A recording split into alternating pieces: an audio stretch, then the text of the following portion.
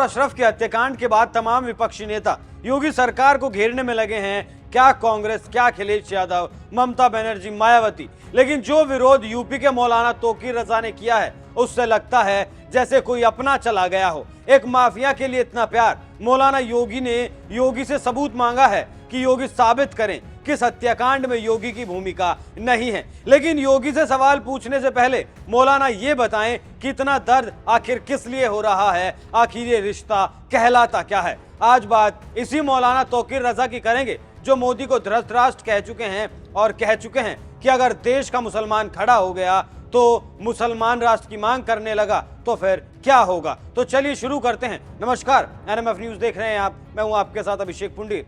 जिस वक्त अतीक और अशरफ की हत्या की गई, इसी वक्त तोकीर रजा ने एक प्रेस कॉन्फ्रेंस करने का ऐलान किया। प्रशासन ने मना किया, पुलिस ने कहा आपकी प्रेस कॉन्फ्रेंस से माहौल खराब हो सकता है। लेकिन मौलाना ने प्रशासन की बात को दरकिनार करके प्रेस कॉन्फ्रेंस की तो प्रशासन ने तोकीर रजा के मीडिया प्रभारी के घर पर नोटिस चस्पा कर दिया जिसमें लिखा था अगर आपकी प्रेस कॉन्फ्रेंस के बाद कुछ होता है तो उसके लिए जिम्मेदार आप खुद होंगे। लेकिन मौलाना नहीं माने और प्रेस कॉन्फ्रेंस करके जो जहर उगलना था वो उगल दिया। इत्तेहाद मिल्लत काउंसिल के प्रमुख तोकीर रजा खान ने प्रेस कॉन्फ्रेंस की और सीधे तौर पर योगी सरकार पर आरोप लगाए। इस हत्या के लिए मौलाना ने सीधे तौर पर आरोप लगाते हुए कहा इस हत्या के लिए पुलिस ने किराए के गुंडों का सहारा लिया। मुख्यमंत्री में अगर जरा सी भी मानवता बची है तो अपने पद से इस्तीफा दे दें।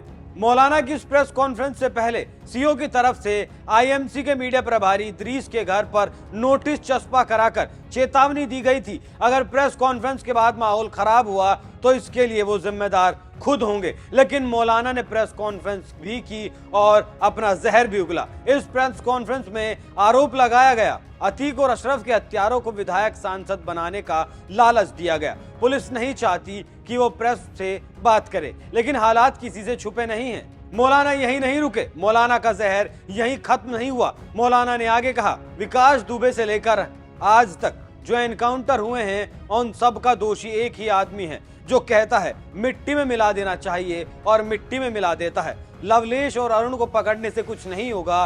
पुलिस और गुंडों के बीच गठबंधन बन चुका है। इसके बाद मौलाना ने धमकी भरे लहजे में कहा कि वो इस घटना के विरोध में धरना करेंगे। मौलाना का कहना है कि तीनों शूटर तो बस एक्टर हैं, फिल्म का राइटर और डायरेक्टर तो कोई और है और योगी आदित्यनाथ पर 120(b) के तहत मुकदमा दर्ज होना चाहिए, मामले की जांच होनी चाहिए और पता लगना चाहिए कि इस मामले में या और एनकाउंटरों में योगी की संलिप्तता है या नहीं। मौलाना ने जो धरने की धमकी दी थी उसे ध्यान में रखते हुए मौलाना को हाउस अरेस्ट कर लिया गया है। अब मैं आपको इन मौलाना साहब के कुछ पुराने बयान दिखाता हूं। ज्यादा पुराने नहीं हैं, पिछले ही महीने के हैं। पहले आप ये बयान सुनिए। वो हिंदू राष्ट्र की मांग करने वक्त वालों पर कार्रवाई होनी चाहिए, 23 दिनों का मुकदमा चलाया जाना चाहिए, वरना हमें अंदेशा इस बात का है कि कल ऐसा ना हो किसी हिंदू राष्ट्र वाले इतनी नफरतें बढ़ा दे, इतनी परेशानियां बढ़ा दे, अफरा तफरी का माहौल बने और हमारे नौजवान कल खड़े हो जाए और जो वो ऐलान करे कि हमें मुस्लिम राष्ट्र। अब सुनिए वो बयान जिसमें मोदी को धृतराष्ट्र बताया गया और तमाम तरह के आरोप लगाए गए कि एकता और भाईचारे में यकीन रखने वाले लोग और खास तौर से मुसलमान समाज के लोग, क्योंकि जब तुम हमारे साथ रहना नहीं चाहते, हम कहीं जा नहीं सकते, पाकिस्तान हमें कबूल नहीं करेगा, बांग्लादेश हमें कबूल नहीं करेगा, चाइना हमें कबूल नहीं करेगा, हम कहाँ जाएं? हुकूमत हमारी बात सुनेगी नहीं, हमारी बात मानेगी नहीं। कोर्ट में हमें इंसाफ की अब उम्मीद नहीं रही। कोर्ट से जिस किस्म के फैसले आ रहे हैं, मैं देख रहा हूं कि कोर्ट को नज़रअंदाज कर दिया गया है।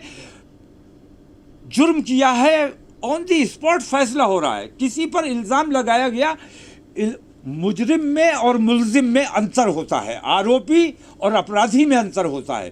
तो आरोपी के घर पे बुलडोज़र चला देना ये अन्याय है।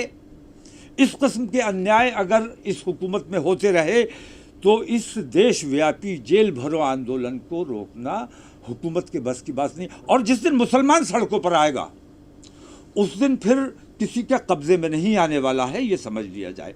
तो मैं हुकूमत को चेतावनी देता हूँ, ख़ास तौर से नरेंद्र मोदी सरकार को मैं चेता देना चाहता हूं कि अगर उन्होंने अपने इस तरीक़ेकार को फौरी तौर पर दुरुस्त नहीं किया और उनकी खामोशी, तुम सबके प्रधानमंत्री हो, तुम्हारे मुल्क में इस किस्म की बेईमानी हो रही है और तुम खामोश हो, मूक दर्शक बने हुए, अंधे और बहरे बने हुए, ऐसा लगता है तुम महाभारत के धृतराष्ट्र हो। क्या नाम था उनका, वो जो अंधे महाभारत में थे, यही थे। तो धृतराष्ट्र की वजह से ही अगर धृतराष्ट्र अंधे और बहरे न बने रहे होते और वो तमाम बेईमानी न देखते रहे होते तो महाभारत ना हुई होती। और अगर नरेंद्र मोदी धृतराष्ट्र की भूमिका से बाहर नहीं आए तो हिंदुस्तान में भी महाभारत होने से कोई बचा नहीं सकता, क्योंकि आतंकवादियों के हौसले बहुत बुलंद हैं और पुलिस और प्रशासन और हुकूमत का सहयोग उनको बराबर मिल रहा है। ये देश के लिए बहुत घातक और बहुत खतरनाक बात है। इतना ही नहीं, मौलाना ने एक और बयान दिया था, वो भी आपको सुनना चाहिए। मौलाना का कहना था कि हिंदू धर्म में तो एक महिला के 5 पति होते हैं और महिला को पता भी नहीं होता कि बच्चे का बाप आखिर कौन है। और जब ये भाषणबाजी चल रही थी तब मंच पर लोकदल के अध्यक्ष चौधरी अजीत सिंह भी मौजूद थे, जिस पार्टी के अध्यक्ष फिलहाल जयंत चौधरी हैं और वो भी फिलहाल अखिलेश यादव के करीबी हैं। ये मौलाना तिरंगे के बारे में भी अनाप शनाप बोल चुके हैं। एक तरफ मौलाना खुद कहते हैं कि अपराधी और आरोपी में फर्क होता है और दूसरी तरफ योगी आदित्यनाथ के ऊपर सीधे तौर पर इन हत्याओं का आरोप लगाया जाता है, उन्हें जिम्मेदार ठहरा दिया जाता है। इस बात को देश मानता है कि अतीक को जिस तरह से मारा गया वो गलत था और प्रशासन की लापरवाही इसमें उजागर हुई। लेकिन ऐसे माफियाओं से इतना प्रेम रखने वालों को भी ये बता देना चाहिए कि उनका रिश्ता इन माफियाओं से आखिर क्या कहलाता है। क्यों माफिया की हत्या से बिलबिलाए हुए हैं, क्यों ऐसा जताने की कोशिश की जा रही है जैसे कोई बहुत बड़ा संत फकीर मार दिया गया हो। क्या ऐसे लोग भूल जाते हैं कि अतीक जैसे लोगों ने क्या किया है? क्या मौलाना भूल गए कि 2 मुस्लिम नाबालिग लड़कियों को नोचने वाले अतीक के ही गुर्गे थे और उन मासूमों को आज तक इंसाफ नहीं मिल पाया? क्यों नहीं मौलाना सपा से सवाल पूछते कि उन नाबालिगों के बलात्कारियों को क्यों नहीं पकड़ा गया? ये वही अतीक है जिसने एक विधायक को सरेआम गोलियों से भून दिया, उमेश पाल को मार दिया। क्यों भूल जाते हैं ऐसे लोग इनके कुकृत्य को? ये भी याद रखने चाहिए। आप इन जैसे मौलानाओं पर क्या राय रखते हैं, हमें कमेंट करके जरूर बताएं। नमस्कार। लोग कहते हैं, मैं हर साल देखता हूं, दशहरे पर लोग कहते हैं कि अच्छाई पर बुराई पर अच्छाई की जीत हुई, रावण का वध हुआ, रावण मारा गया। रावण कौन था? रावण में क्या खराबी थी? रावण में खराबी ये थी कि उसने सीता मैया का अपहरण किया था, सीता मैया पर बुरी निगाह डाली थी। यही बात है। उसके दिल में महिलाओं के लिए सम्मान नहीं था, उसके दिल में महिलाओं के लिए सम्मान नहीं था।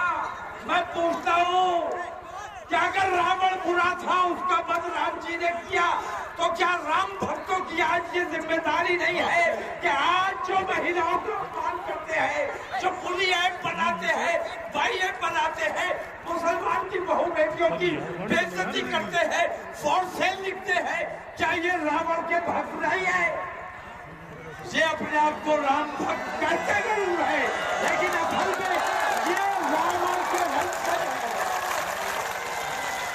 इन रावण के वंशजों को